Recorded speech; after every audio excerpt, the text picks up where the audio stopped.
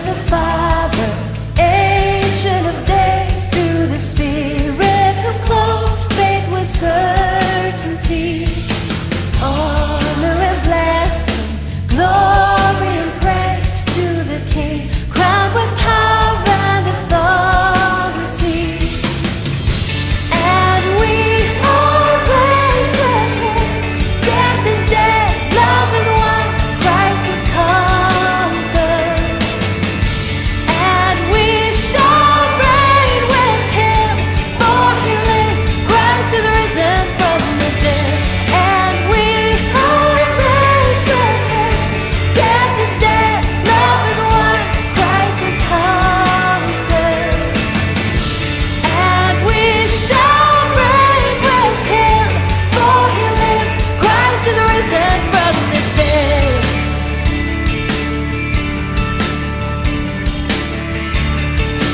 For He lives,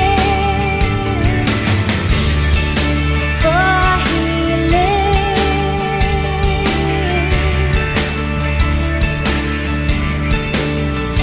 Yes, He lives.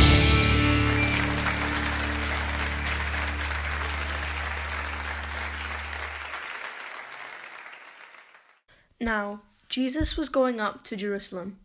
On the way, he took the 12 aside and said to them, "We are going up to Jerusalem, and the Son of Man will be delivered over to the chief priests and the teachers of the law. They will condemn him to death and will hand him over to the Gentiles to be mocked and flogged and crucified. On the third day, he will be raised to life." Matthew chapter 18 and 20. And it says, "For where 2 or 3 are gathered together in my name, there am I among them." This verse comes to me often. It was the verse that was on a plaque behind the platform in the Gospel Hall in Sandhead, near Stranraer. My 2 old aunts, Isa and Ina, attended there all of their lives, well into their 90s. And this wee Gospel Hall literally had about 2 or 3 people in it gathering together on some Sundays. I was interested to see if Jack Galloway was on. We were just having a wee quick look to see if Jack was on, but we couldn't see him. Jack Galloway will remember this little Gospel Hall, I'm sure, as I'm sure he visited with Eleanor on their many trips to Port Patrick, because that was only 10 miles away from their favourite place down at Port Patrick. The people in this wee Gospel Hall, they persevered and they kept going and were faithful to God even when times were hard. And we're very fortunate we've got, quite a lot of people gathering, but they only literally had 2 or 3 people, but they just kept going. And I just wanted to share that with you this morning. And I was looking at Jackie's backdrop and I was thinking, oh goodness, I bet we're all wishing we could gather in Jackie, because she looks as if she's in Hawaii right now. But that was really all I wanted to share with you. Thanks very much for listening. Yeah, no, this is a poem that I wrote about the resurrection and the crucifixion, and it just seems appropriate maybe to say it today, and maybe it'll mean something to some people. It's called X Marks the Spot. X marks the spot. X marks the spot, the darkest stain, where man slew God, born king to reign. No other blood could pay the debt, so lamb hung punctured while mother wept. X marks the spot where on death's best day life seemed to lose, hope fade to grey. But it is finished, all heard him sigh, was no resignation, but victor's cry. Death defeated by its own sword, slain by love, by son for world, X marks the spot I lost my sin, nailed with my Saviour interred within. With him was buried, in him I rise, no more my sin offends God's eyes. X marks the spot of gospel story, his flesh, his blood, his risen glory. So until he comes from realms above, we'll take his feast, proclaim his love. Thanks very much for that, Gareth. That was really poignant, really interesting, and very creative as well. X marks the spot. Again, just very relevant for today when we're thinking of Christ who has risen and the whole purpose and meeting of today. It was interesting because I was thinking about how on a Thursday evening, I'm sure lots of you, 8 o'clock, have gathered outside to applaud the work of the NHS and all the different people who've been involved on the front line, the key workers, and it's been really encouraging to see that, and you feel part of a community when you're doing that. I know last week in particular, Linda and I, when we went out, we could hear pots and pans being beaten, and we could hear people clapping, and it was great to think that everyone is together and supportive of something. And I guess that just made me think of today, Easter Sunday, when as Christians we are all gathered here, but as I mentioned at the start, we're not just gathered here in our homes. In every village, in cities, in countries far flung across the whole of the globe, we're meeting like this, and we may not be clapping, but we're hopefully saying the words hallelujah. Hopefully we're saying the words he has risen, and we're saying those together and showing our appreciation of what Christ has done for us and our belief in that eternity, in that future, that he is risen as well. So let's just bear that in mind. And great words there, Gareth. Thank you very much for that. We're going to have a message from Andy Scholes just now. I introduced Andy last week very briefly. Now, Andy is a good friend of mine. Many of you will know him. He's been to our church before. I think he may have actually spoken at our church many years ago before. Is that right, Andy? Yes, many years ago. And also, he was at International Christian College with me, and that was a good 10 or 12 years ago. And it was funny, we weren't friends straight away. My lasting memory of Andy Scholes during, he's smiling already, during our time at International Christian College was when I was introduced to him, he's a few years younger than I am. He may not look it, but he is. And I remember him describing International Christian College as last chance saloon for Scholesy. And by that, I think he meant he really felt those 15 years ago, he had to get himself married off as quickly as possible at International Christian College. So that phrase, last chance saloon for Scholesy, always stood with me. But fortunately, we became good friends after that, and talked a lot, and still do talk a lot about faith and everything else as well. And maybe it might be good, Andy, just as I hand over to you, for you to spend a few minutes just telling us a little bit about what you're doing now, and also, I guess, throughout your message, we'll hear a little bit about your ongoing journey of faith. Well, it's good to be with you all this morning, and to see most of you anyway remotely, as we celebrate what is, to my mind, the most significant day in history, in what are very strange circumstances. As I said, I'm a good friend of Sat, and we've known each other for a good long while. And in a moment, I'm going to share a little bit about what I'm doing sort of work-wise, and how that chimes in a little bit with my ongoing journey of faith. I want to share a little bit about that as well, because I think faith is something that's always it's always current to my mind, and it's always something that is growing and developing, and there's a sense in which we're reflecting on our life with God very much in the present circumstances, and as those circumstances of life change, so it encourages us to reflect again on our life of faith, and what our life with God might look like and mean, and how God is at work, and what God might be saying to us in the here and now. So with that in mind, I'll share kind of some of my current reflections, really, in the light of my role as a chaplain within the NHS. So I'm based in Nottingham at the moment, and for the last 3 years, I've been a chaplain in quite a large sort of teaching hospital in Nottingham, and obviously in recent weeks that's all started to look a little bit different. both as far as the hospital life as a whole, but also my and our role as chaplains within that.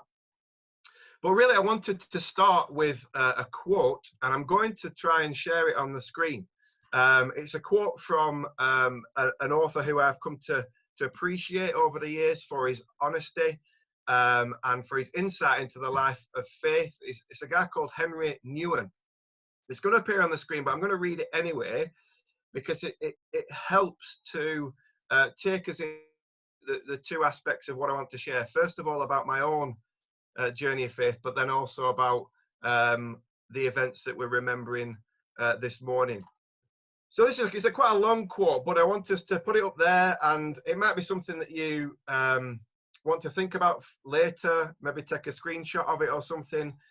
But Henry Nouwen suggests this: I don't think you'll ever be able to penetrate the mystery of God's revelation in Jesus until it strikes you that the major part of Jesus' life was hidden, and that even the public years remained invisible as far as most people were concerned. Whereas the way of the world is to insist on publicity, celebrity, popularity, getting maximum exposure, God prefers to work in secret. You must let that mystery of God's secrecy, God's anonymity, sink deep into your consciousness, because otherwise you'll continually be looking at it from the wrong point of view. And then this last phrase really stood out to me when I first read it. In God's sight, the things that really matter seldom take place in public. In God's sight, the things that really matter seldom take place in public, away from perhaps the limelight. And as we perhaps think about that quote, I'll leave it on the screen for a few moments before I remove it. Firstly, this chimes in with my own experience of faith, in that I know I need to be reminded of this aspect of how God works in the world, because sometimes it does feel like a little bit of a mystery. God is not, to my mind, the headline grabber, at least not in the world's terms anyway. He isn't often the loudest voice. And often what's done in secret, unnoticed by the majority, may actually be more significant from God's perspective. And that plays out for me in my current job, as well as in my prayer life. But I'll speak about my current job. As I said, for those who perhaps weren't aware, I'm a hospital chaplain based in Nottingham. And the work that we do is in a world that is often about the statistics. So how many of this? How many of that? How much is this going to be? How much is that going to be? And we operate in that sort of an environment. And as a chaplaincy department, we kind of get drawn into that a little bit too, because that's the culture that we're working in. How many patients have we visited this week? How many staff have we supported? How much training have we delivered to members of staff around things like listening skills, around things like pastoral care, supporting one another? But we also try to model something different. And I think it's things like this quote from Henry Nouwen that reminds me about a lot of what we do as chaplains, but also I think of what we do as Christians, as disciples of Jesus in the day-to-day of our lives, won't necessarily make the headlines, but that's all right, but that's okay. But perhaps in God's economy, in God's way of looking at things, those unseen acts, the kind word, the being alongside people in the ways that we can in the current situation, in the taking our time to be with people, in those small acts, perhaps God is the one who sees those things, and in God's economy, those things matter. Often it's not particularly glamorous, and often it might not always be easy. I certainly don't find it always easy to be alongside families in what are the early stages of their grief, where there's the strong shows of emotion, where there's that shock that people are dealing with. There's a sense where I feel, if I'm honest, a sense of a bit helplessness, because there's nothing I can do here, really, and there's nothing I can say to make things any better or any different. But I've come to realize that actually what they are asking of me is to be alongside them for a little while and to hold that space with them for a little while.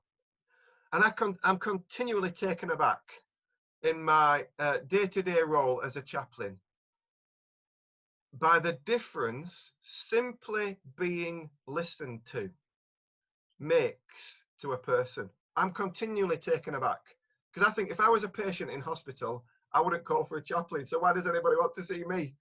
But I'm continually taken aback by the fact of the difference that it makes to people simply by being listened to. And for me to do that in the name of Jesus, it's not glamorous, it's not always easy, but perhaps as far as God's concerned, in God's economy, it matters. It's important. And the second reason I chose that opening quote about the more significant things go on in secret is because of so much of what happened on that first Easter Sunday morning really fits into this kind of thinking.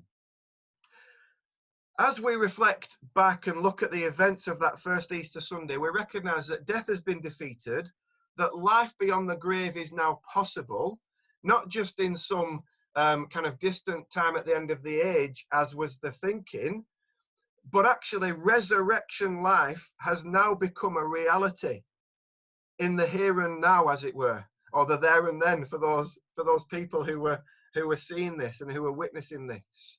Jesus has been vindicated, and yet there is no big announcement. There's no fanfare. There's no going for Jesus. There's no going straight to the people who'd had him sentenced to death, who'd mocked him, who'd beaten him, who'd given him what for, and telling them that, you know, I'm being vindicated. I've been proved to be who I said I was all along. There's nothing like that for Jesus. Instead, what I want to do this morning is, if you've got your Bibles, I want to share from John's account, John chapter 20. John chapter 20, and we're going to look at a few of the verses together, because what we'll see there in that account from John is that it all starts in darkness, which gives an indication of things not just being entirely clear at this stage. It all starts with this scene of darkness. And interestingly, this is a line of thought that you might want to trace at another time, and I'll come back to it in a moment, is that Johnny draws lots of parallels between what goes on in Genesis and the opening account there. So in Genesis, you've got darkness. On the first day of the week here, John starts this account in chapter 20, where it says early in the first day of the week in verse 1 of chapter 20, early in the first day of the week, while it was still dark. So there's a sense in which, and there's other ways in which we'll see little parallels that John's trying to do. Just as first creation, so here now, John is saying new creation has begun. Something new has started in the resurrection of Jesus Christ. And we'll observe one or two other ways in which he does that in a moment. But it all starts in darkness, and we get confusion as the stone is now rolled away. We don't know how, if we live in this, if we're entering into the story. We get the uncertainty around the identity of this man in the garden. Mary isn't sure who it is at first. And in this chapter, we get what I've called various resurrection encounters. We meet Mary at the tomb. We meet the disciples, Jesus' closest friends and followers, in a locked house. We also meet Thomas as well, one of the disciples. And hopefully this morning we'll have a chance to perhaps just look at two of the three. I don't think we have time to look at all three, but I want to focus on the encounter with Mary and the encounter with the disciples in that locked house, this fear-filled house. So as we read this chapter, we'll go through it sort of a couple of chunks at a time, really. I'm going to set the scene and summarize verses 1 to 9 for us, and then I'll read verses 10 to 18, and we'll look at that, and then I'll read verses 19 to 23, and we'll look at that together as well, and then I'll just sort of round off, because I think that will be all for this morning. But as we observe and as we enter into this story, we see experiences of, as I said, confusion initially, at least, uncertainty, this sense of grief, this sense of fear, and also famously, really, from the incident of Jesus appearing to Thomas, this sense of initially doubt around the events that have taken place, all on that first Easter Sunday morning.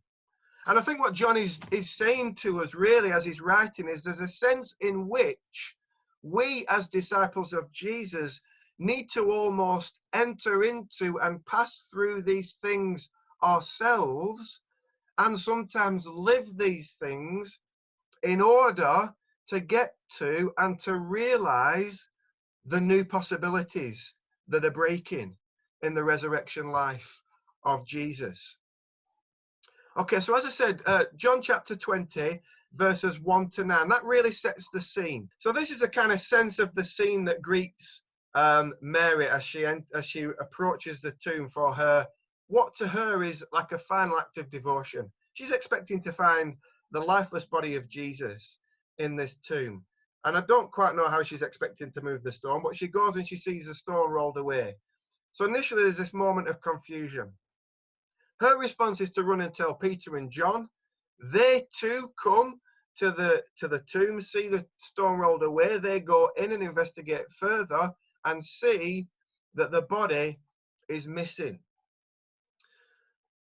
And again, for a minute, we enter in to that confusion. We enter into that sense of uncertainty as to what's happened. Not only are they in grief and fear because of the death of Jesus that they've witnessed, but now there's that grief that is compounded for Mary because the body is missing. So let me read from John chapter 20 and starting at verse 10. I'm going to read and then we'll have a think about this little incident. So verse 10, it says, "Then the disciples, after discovering this empty tomb, after this sense of probably the head spinning a little bit, the confusion, the body's missing, what's going on, the disciples returned to their homes.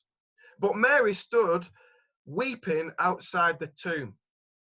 And as she wept, she bent over to look into the tomb. She saw two angels in white sitting where the body of Jesus had been lying, one at the head and the other at the feet. They said to her, 'Woman, why are you weeping?' She said to them, 'They have taken away my Lord, and I don't know where they've put him.' When she'd said this, she turned around and saw Jesus standing there, but she didn't know that it was Jesus. Jesus said to her, 'Woman, why are you weeping? Whom are you looking for?' Supposing him to be the gardener, she said to him, 'Sir, if you've carried him away, please tell me where you've laid him, and I'll take him away.' Jesus said to her, 'Mary.' And she turned and said to him in Hebrew, 'Rabboni,' which means teacher. Jesus said to her, 'Do not hold on to me, because I have not yet ascended to the Father. But go to my brothers and say to them, I am ascending to my Father and your Father, to my God and your God.' Mary Magdalene went and announced to the disciples, 'I've seen the Lord.' And she told them what he had said to her. As Mary stays outside that tomb, her grief compounded by the fact that she's denied the opportunity to use the spices, that she'd prepared to perform this final act of devotion for her Lord, the body was gone. And she didn't understand why. Even today, I don't know if we're perhaps aware of those news reports where sometimes we hear reports of families who express the fact that they somehow feel unable to grieve properly for their loved one if their body hasn't been recovered yet, or it's missing somehow. It's like an open wound, they would say. Well, this is kind of the experience that Mary must have had. And with tear-stained eyes, Mary, first of all, looks into that tomb and sees two figures in white who ask her why she's crying. And to her mind, she's crying because someone has taken the body of her Lord. And then she turns from looking into this empty tomb, and she sees a man standing there in the garden. We know it's Jesus. John lets us know that, but Mary doesn't at this stage. Why should she know that? It's still dark. There's tears filling her eyes. Her expectation is to find the lifeless body of Jesus. And in turn, just as these angels had asked the questions, so Jesus asks her two questions. First of all, why are you crying? And who is it that you're looking for? And as I reflect on this, and as I reflect on the life and the ministry of Jesus throughout the Gospels, it seems that Jesus was and is good at asking questions. Questions, you see, invite a response. They express an interest.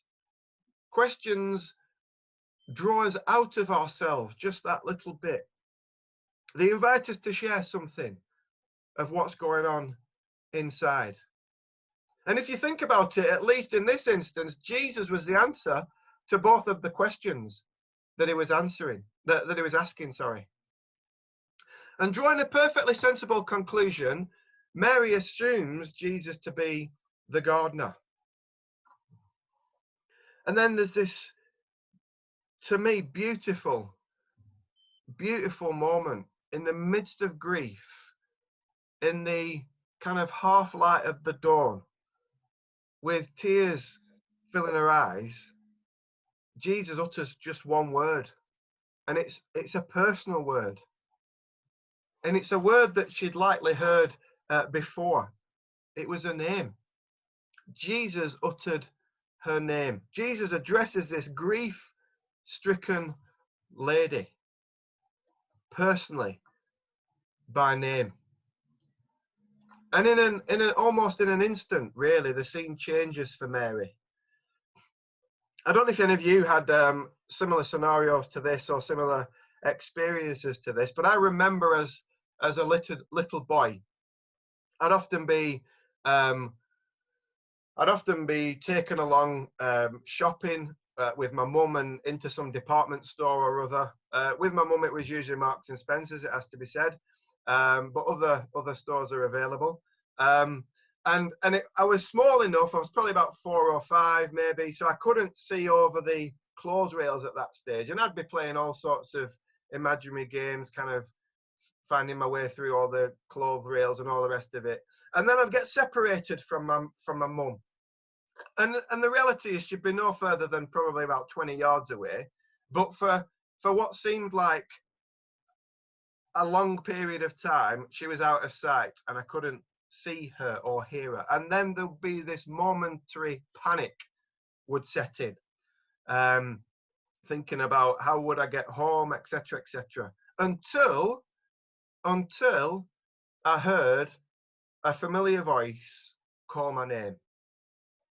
And then there was that sense of relief. There was that sense of she's not very far away, it's all right. And there's this double aspect, I think, for Mary as she's filled with grief at the side of this tomb. It's a familiar voice and it's a personal name. It's my name. It's your name that Jesus utters. It's Mary's name in this instance. Mary never reduced to a kind of just a statistic, one of the mourners, or never reduced to a number. Mary, known, loved. And I think that's significant, that at the very place of her grief, Jesus calls her by name. And as he does, it prompts a response in Mary. Look at the response of Mary there in verse 16. Jesus said to her, Mary. She turned and said to him. She turned and responded in kind, as in, this is how I know you too. It's almost like there in that moment, Mary stops and in some way gives Jesus her attention. Gives Jesus her attention. And I think there's something in that too. As Jesus calls her name, so Mary turns to meet with Jesus, to give him her attention in the midst of her grief. And after hinting at the fact that he wouldn't be around physically for much longer, Jesus tells her to go and let the other disciples know the news. And in fact, she does. But in that encounter there, this beautiful encounter of this personal name in the midst of grief, and of Mary turning her face and turning our attention back to Jesus. Maybe even this morning, when Jesus perhaps speaks to us, perhaps coming with a question this morning, in these days, by his Spirit, Jesus speaking to us personally, always by name, knowing that we're known by him. And when he does, are you able to, again, as Mary did, just for that moment, to stop and to pay attention? Or perhaps just to carry on with the concerns of your life? Maybe we reflect on that this morning. The second thing, if that is the first little resurrection encounter, the second resurrection encounter comes in verses 19 to 23. And to save my voice, can someone read that for me? I don't know who wants to do that. I'm just conscious that some of you are looking a little bit snoozy. So if you want to just kind of read that, I'm joking. I can only see half of you. So if someone wants to read that for me, verses 19, John chapter 20, verses 19 to 23. On the evening of that first day of the week, when the disciples were together, with the doors locked for fear of the Jewish leaders, Jesus came and stood among them and said, "Peace be with you." And after he said this, he showed them his hands and side. The disciples were overjoyed when they saw the Lord. Again Jesus said, "Peace be with you. As the Father has sent me, I am sending you." And with that, he breathed on them and said, "Receive the Holy Spirit. If you forgive anyone's sins, their sins are forgiven. If you do not forgive them, they are not forgiven." So we're here. We've had resurrection encounters, the initial confusion there of verses 1 to 9, and then the grief of Mary turns to joy as she's addressed in a personal way by Jesus, this familiar voice, this familiar word. Now we come to the disciples who are filled with fear in this locked upper, well, it says house in my version, this locked house for fear of the Jewish leaders. Later on in the same day we are now, so Mary's already gone and shared with them the news that she'd seen, what she'd seen at the tomb. Peter and John already had an idea as well because they'd seen the empty tomb. But they gathered together in this locked room because they were scared of the Jewish leaders. They feared for their lives. That for them was real. That for them at that moment was their experience of fear. They hadn't particularly covered themselves in glory, if we're honest, in the previous few days. All of them had deserted Jesus when the going had got tough, except perhaps John, who is there at the foot of the cross as the crucifixion has taken place. They've heard something from Mary already earlier in the day about seeing Jesus alive in the garden. And into the very midst of this fear-filled room, Jesus himself appears. And the first thing that Jesus does is he speaks to them. There in back end of verse 19, Jesus came and stood among them, not at a safe distance, not shouting to them from somewhere else, but into the very midst of the place where they were gathered in fear. And he speaks to them at first. And he offers them a word of peace. Peace be with you. Into the atmosphere of fear and confusion, right into the midst, Jesus speaks peace. And it's not, as we might expect, words of accusation or questioning. Where'd they been when they needed him most? What were you playing at? There I am, and you're just leaving me to it. No. Words of peace. And he speaks, so that's something for the ears, and then he gives them something for the sight. He shows them his hands and his side. It really was him, because these scars were unique scars. Nobody was walking around with scars of a crucifixion. Nobody was walking around with scars of a crucifixion, plus the scar in the side. Ordinarily, as is hinted at in the accounts, legs were broken to speed death, but they didn't do that with Jesus. This was a unique scar. So it was something for the ears, peace, something for the eyes, look and see. It really is me. And just as that fear-filled room was something that Jesus entered into, now we witness and we see there as we read how the disciples there, it says, rejoiced in verse 20, rejoiced when they saw the Lord. They were overjoyed. And just as in an instant things had changed for Mary in the light of the presence of Jesus, in an instant something had changed for those disciples in the light of the presence of Jesus. Even though at one level nothing had changed, the Jewish leaders were still around. They'd not magically disappeared. The situation at one level had not changed. But in a sense, at that moment, the perspective had changed in the light of the presence of the risen Christ. And again, Jesus speaks peace to them and then basically tells his disciples to carry on the work that he'd started, enabled by the Spirit.